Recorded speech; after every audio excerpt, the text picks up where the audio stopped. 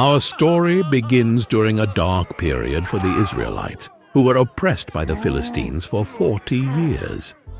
In the town of Zorah, there lived a man named Manoah from the tribe of Dan. Manoah's wife was barren and had no children. One day, the angel of the Lord appeared to her and said, "You are barren and childless, but you are going to become pregnant and give birth to a son.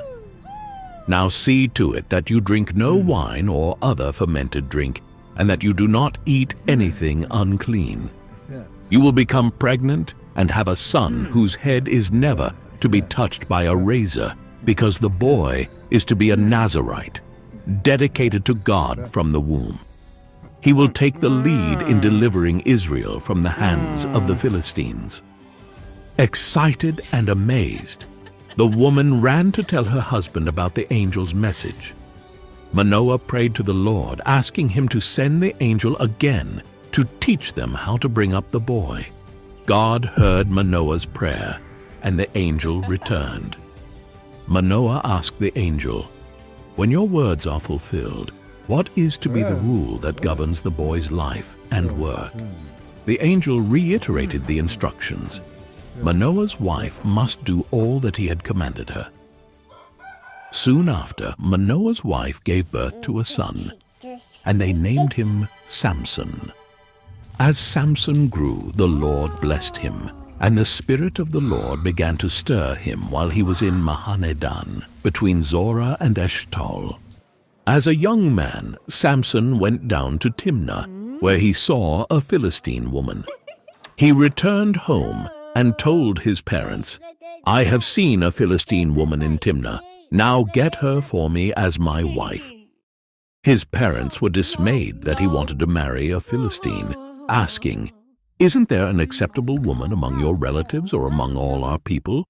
Must you go to the uncircumcised Philistines to get a wife?" But Samson insisted, "Get her for me. She's the right one for me." His parents did not know that this was from the Lord, who was seeking an occasion to confront the Philistines. On his way to Timnah, Samson encountered a young lion. The forest was dense and the path narrow when suddenly a roar pierced the air. A young lion, fierce and wild, charged at Samson. The Spirit of the Lord came powerfully upon him, and with a surge of divine strength, Samson tore the lion apart with his bare hands, as one might tear a young goat. The carcass of the lion lay in pieces, a testament to Samson's incredible strength. But he told neither his father nor his mother what he had done.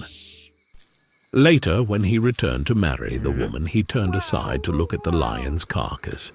In it he saw a swarm of bees and some honey. He scooped out the honey with his hands and ate it as he went along.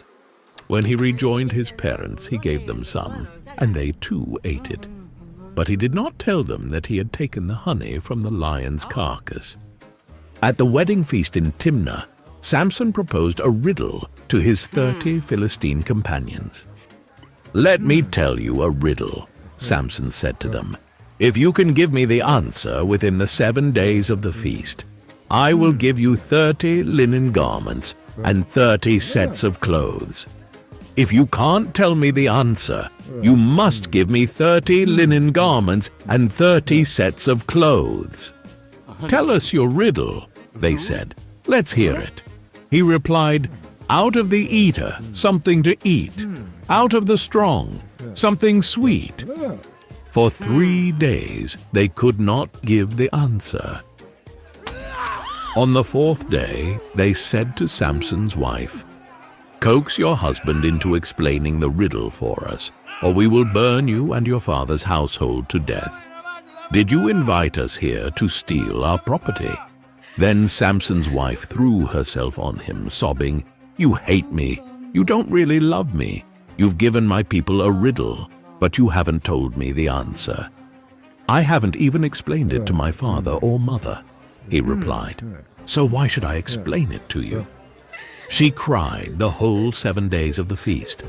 So on the 7th day, he finally told her because she continued to press him. She in turn explained the riddle to her people. Before sunset on the 7th day, the men of the town said to him, "What is sweeter than honey? What is stronger than a lion?" Samson said to them, "If you had not plowed with my heifer, you would not have solved my riddle." Then the Spirit of the Lord came powerfully upon him.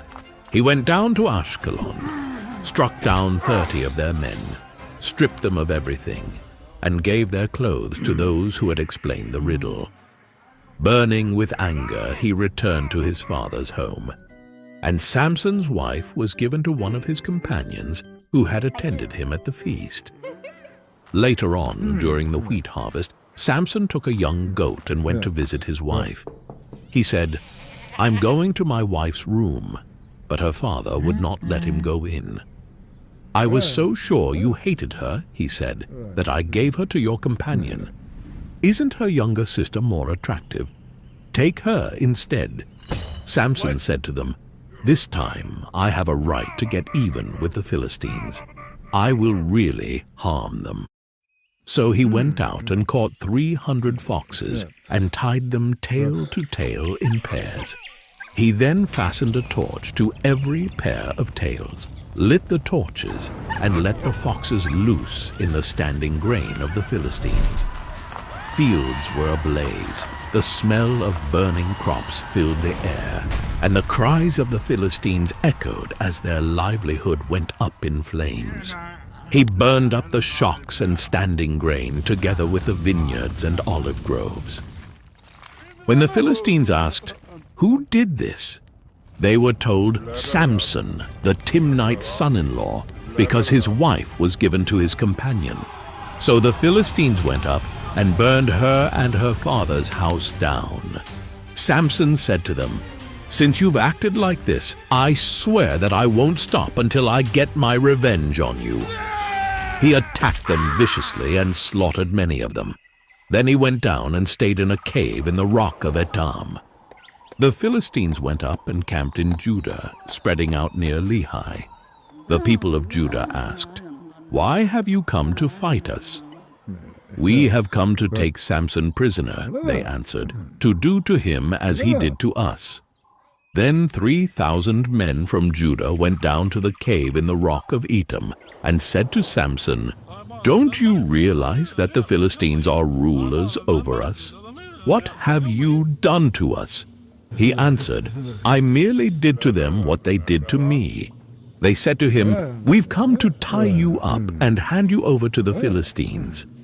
Samson said, "Swear to me that you won't kill me yourselves."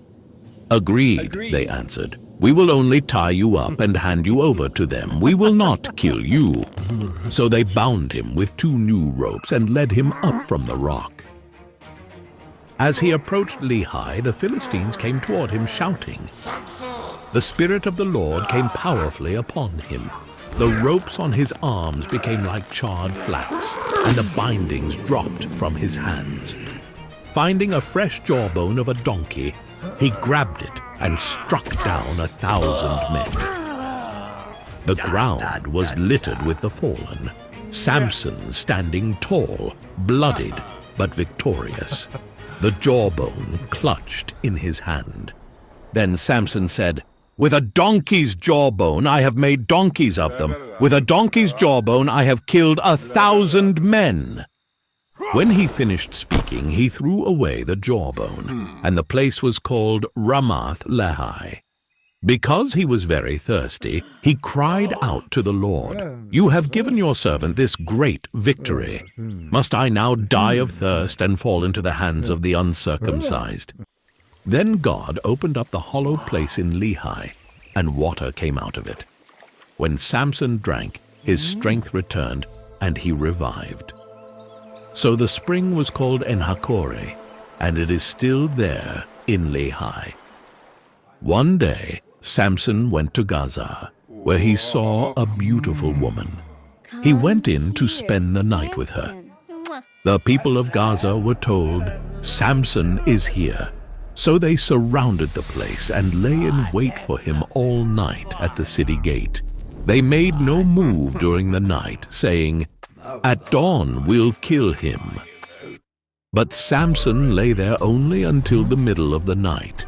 Then he got up and took hold of the doors of the city gate, together with the 2 posts, and tore them loose, bar and all. He lifted them to his shoulders and carried them to the top of the hill that faces Hebron.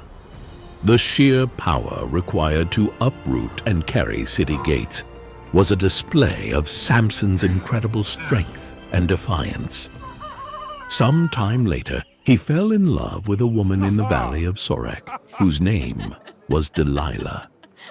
The rulers of the Philistines went to her and said, "See if you can lure him into showing you the secret of his great strength, and how we can overpower him so we may tie him up and subdue him. Each one of us will give you 1,100 shekels of silver."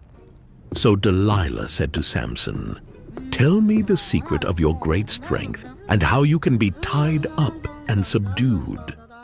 Samson answered her, "If anyone ties me with 7 fresh bowstrings that have not been dried, I'll become as weak as any other man." Then the rulers of the Philistines brought her 7 fresh bowstrings that had not been dried, and she tied him with them. With men hidden in the room, she called to him, "Samson, the Philistines are upon you." But he snapped the bowstrings as easily as a piece of string snaps when it comes close to a flame. Then Delilah said to Samson, "You have made a fool of me. You lied to me. Come now, tell me how you can be tied." He replied, "If you weave the 7 braids of my head into the fabric on the loom and tighten it with the pin, I'll become as weak as any other man." So while he was sleeping, Delilah took the 7 braids of his head, wove them into the fabric, and tightened it with the pin. Again she called to him, "Samson, the Philistines are upon you." He awoke from his sleep and pulled up the pin and the loom with the fabric. Then she said to him, "How can you say, 'I love you,' when you won't confide in me? This is the 3rd time you have made a fool of me, and haven't told me the secret of your great strength." With such nagging she prodded him day after day until he was sick to death of it. So he told her everything. "No razor has ever been used on my hair," he said, "because I have been a Nazirite dedicated to God from my mother's womb. If my head were shaved, my strength would leave me, and I would become as weak as any other man." When Delilah saw that he had told her everything, she sent word to the rulers of the Philistines, "Come back once more. He has told me everything."